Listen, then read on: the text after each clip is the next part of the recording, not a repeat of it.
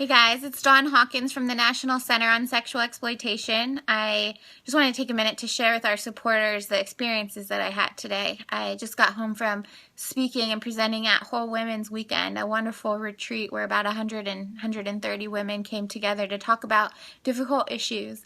And I was tasked with addressing the issue of pornography and more so how you can navigate the porn culture. I thought I was going in trying to help parents and mothers and wives just learn how to help protect their families and their homes. But what I found was something so different. In my second presentation or workshop, there were only 8 women that were there, and I started my presentation kind of spouting off the research the way that I usually do, laying out what pornography is and how it is today and some of the facts behind it. And I suddenly realized that I didn't need to really go through those things with this crowd. As we discussed some of the issues, I came to realize that each of the 8 women there had been touched by pornography in such different ways. They were very well acquainted with the harms. I didn't need to spout off the research because they were living it. 3 of the women came forward and said that they explained that they were struggling with pornography use, that they felt like they might be addicted, and they were having a hard time turning it off and staying away and getting those images out of their head. They talked about how it had affected their existing relationships and their ability to be intimate with their partners and to trust them. They talked about how it affected their self-esteem and their ability to concentrate and to reach their goals. It was just, I hear this from men all the time, and I know women struggle with it too, but to hear from so many right at the same time who were openly talking about their struggles with it, it was very eye-opening. 2 of the women there are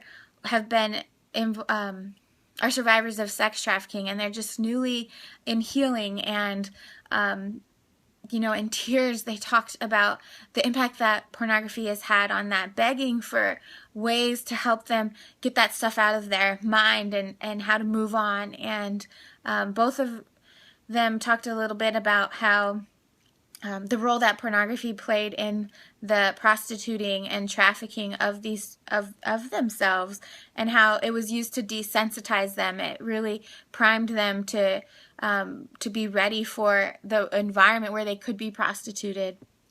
And it's just, this is what the research says. This is what the statistics say. But to hear it firsthand from individuals, it was just, I hated this stuff before, and I thought we needed to do something about it. But hearing these stories it's proof enough that there really is a public health crisis from pornography. It's fueling the demand for trafficked women and children. It's fueling child exploitation. It's fueling lifelong addictions. I heard from 2 women who talked about the impact pornography has had on their marriages. One of them explained that she and her husband decided to use pornography to try to help spice things up, and they used it for a couple of years.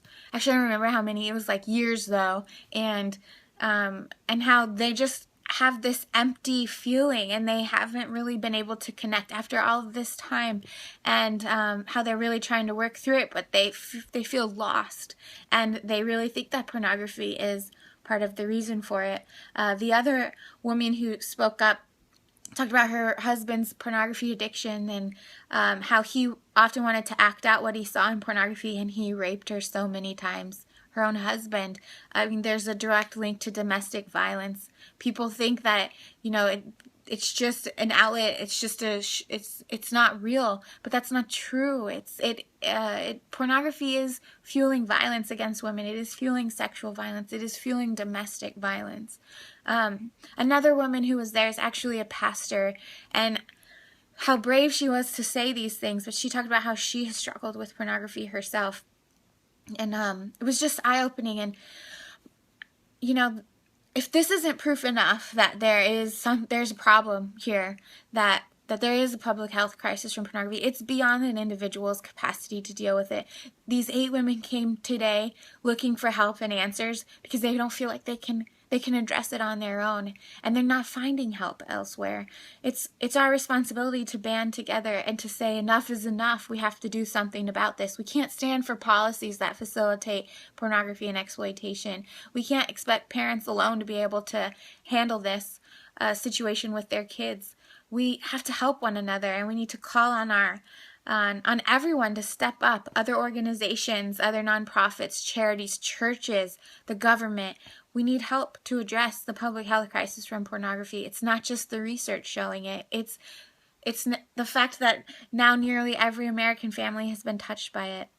It was such an eye-opening experience, and I just wanted to share this with you, and also just to put a plug out there. We talk often about how pornography affects men, but as a woman, there are resources to help you too. So I encourage you to go to our website, endsexualexploitation.org/resources, and you can find a list of things also to help women who are struggling. We have to stop ignoring that and not talking about it. So thanks for your support.